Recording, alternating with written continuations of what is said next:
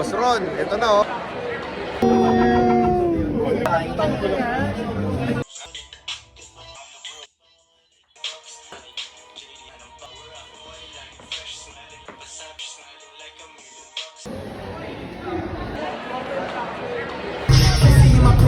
Dati, ikaw ang common denominator ng lahat ng bad news. This time, you could be the common denominator of everything that's going good in your life. Number one is to make sure you embark on the most important journey if you want success. This is what we call your growth mindset. It's possible when you start putting out health set. Be unconditionally happy and grateful no matter what. The opposite of depression is expression. Express coming from your heart, coming from your body.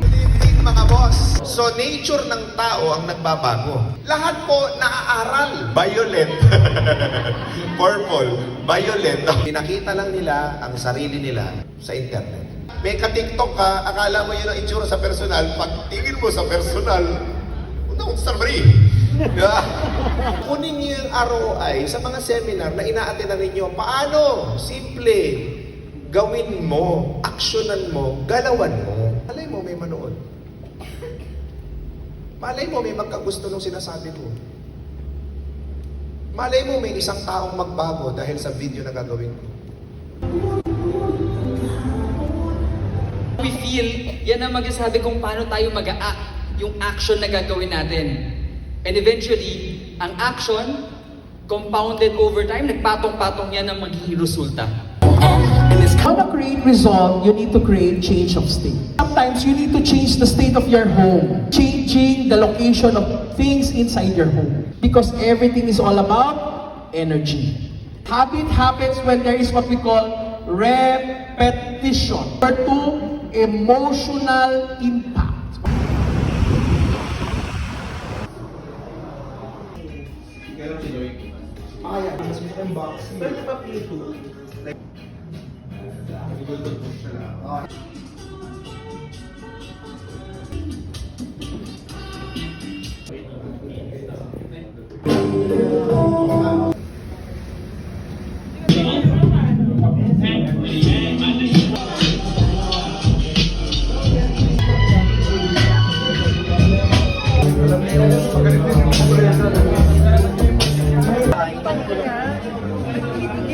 Naiwan shirt, meron. Oo, magat sa maaari. Kuha ako ng tropa.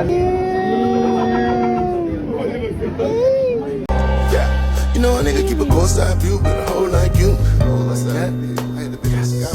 I need a hoe like you.